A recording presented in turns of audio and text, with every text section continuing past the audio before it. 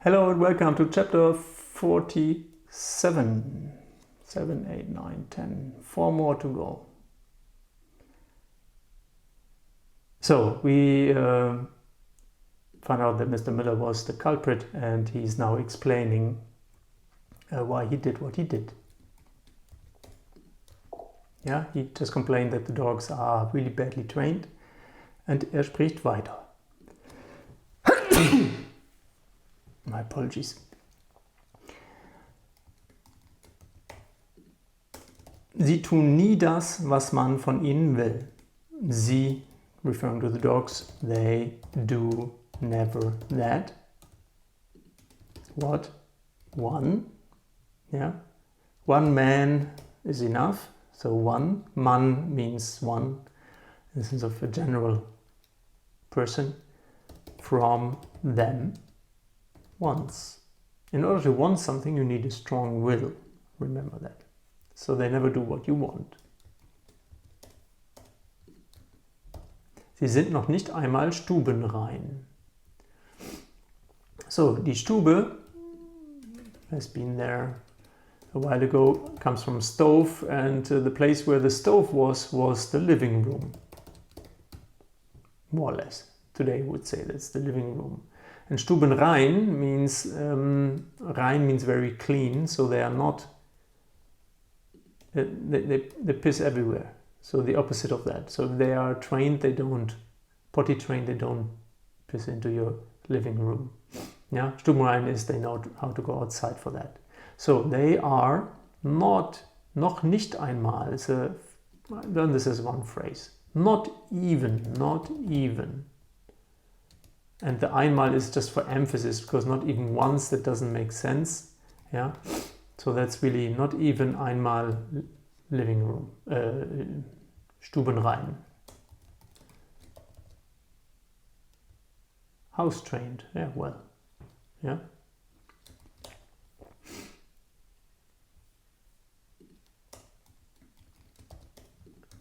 Es ist die reinste Qual. We have rein again. I might have mentioned it's pure. So it's the purest qual, agony, self for them to care. Yeah, kümmern, remember Kummer, sorrow, and to avoid Kummer you need to kümmern, which is to care. So it is the purest agony for them to care. Yeah, sich kümmern, it is untranslatable, it's just part of the verb. And the verb is at the end because this is what we call an infinitive with zu, which we will cover in A2 or later. I have no association with qual. Qual, well, bad quality can lead to a lot of agony. Maybe that's a way to remember it. Es gibt auch immer Streit mit den Nachbarn. Es gibt, remember that? There is or there are also always, Streit reminds me of striding, but of course it's not quarrel with the neighbors. Yeah? And you have the nach comes from nah, which is close. Another word for nah is nay, and bar means bore, and the n here is for the plural. Because the hounds, the dogs, the whole day bellow.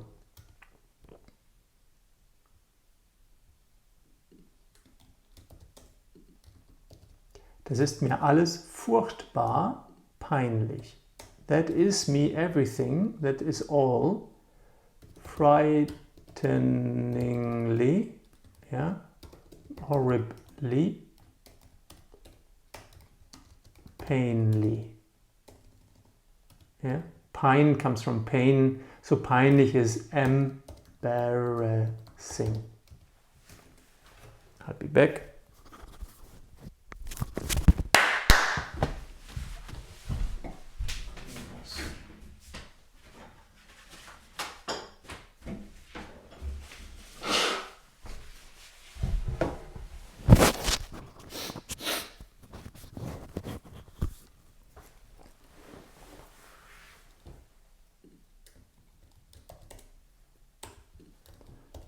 Ich bin eher ein Katzenmensch, müssen Sie wissen. The only word interesting here I find is this. Katzenmensch, so cat person, cat human. So eher, well, eher, before. So before, and that is rather. I'll look into this in A2 in one of these videos. So I'm rather, yeah, it's kind of a preference, yeah. I prefer to be a cat person. Must you know. Seit 6 Jahren machen mir diese Hunde das Leben schwer. Well, we have schwer machen, and we had, remember, we had schwer and schwierig. Schwer means heavy, and schwierig means difficult. So, and we often in colloquial language, we replace schwierig with schwer, and I think here we wouldn't say schwierig machen. This is so ingrained now in our language that schwierig would sound wrong and possibly be wrong. Yeah, schwer machen, make it difficult. So if something is heavy on your shoulders, yeah, or on your heart, it's also difficult. So since 6 years, make me these hounds the life difficult. Yeah, I hope you get that. Diese Tiere sind eine solche Zumutung, dass ich mir die Entführung ausgedacht habe. These deers, which are animals, which is of course the dogs, are a such, and you see here such, just with an O, Zumutung. Well, it contains the word Mut, which is courage, and it is related to mood, and somehow Zumutung, if I is possibly putting someone in a certain mood or assuming that they can deal with things, so it's an imposition, which is somehow related to your mood and your courage. So maybe they are imposing that you can take it, even though you can't. It's too much. That I myself, the kidnapping, the abduction, ausgedacht habe. Dacht comes from thought, yeah, from thinking. So I thought out, which simply means I came up with this. So, ich hätte sie auch einfach aussetzen können, hätte können. So there is no gekonnt with modal verbs, können, sollen, müssen. We don't have gekonnt. It's only in very few cases that works and not relevant for now. So I could have, yeah, hätte mit Umlaut means always would, could, and that's in English just could. Hätte können means could. Could have themselves also simply out set out, which simply means I didn't look that up, put out at the street or abandon, suspend, yeah, but literally you put them out. Setzen is kind of do this, yeah, suspend, leave behind. But then would have Angelo bestimmt, likely. So bestimmt kind of means sure, actually surely, yeah. I'm rather sure that would have happened. Determined, certainly is a nicer word. Giant, ein Riese is a giant. So riesig, or gigantic, such, search, action, which means kind of, I actually wouldn't know, search operation, veranstaltet, kind of arranged, facilitated, yeah. I didn't look this up, I wonder why. But it's also a word that is not, here we are. Actually, I look it up. Give me a second. Veranstalten is related to stellen. And you see stalten and stellen very likely are related. And stellen is to put in place. So if you organize something, you have to know where to put everything, and that's then veranstalten. It could also be to facilitate. Yeah.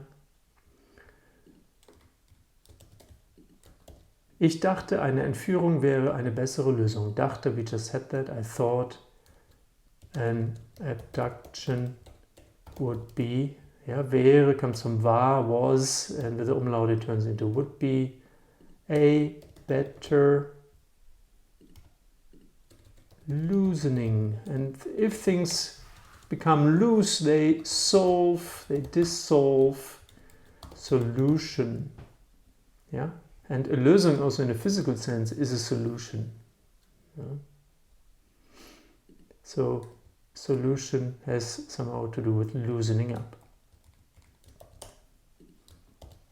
Und der Schmerz wäre so groß gewesen, dass Angelo sicher keinen neuen Hund mehr gekauft hätte. Wäre gewesen, this is beyond A1, A2, just that you know, the umlaut is always somehow a would be, been, would have, literally would have been, not literally, but if I translate it properly, would have been so groß, so gross, so big that it's gross. Yeah. And I come to Schmerz in a second, that Angelo, the Chancellor, himself surely, securely, not a new hound anymore, gekauft hätte, bought had. Ja, hätte, bought, hätte, would have. So, something would have been so big that Angelo surely wouldn't have bought a new dog anymore. That's quite something. So Schmerz is derived from a possibly Polish or Slavic word, śmierć. And śmierć means death. So the beauty of this is that Schmerz in German is not leading to death necessarily.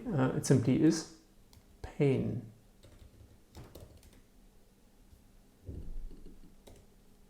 Yeah, so when we are in pain, maybe it reminds us of death.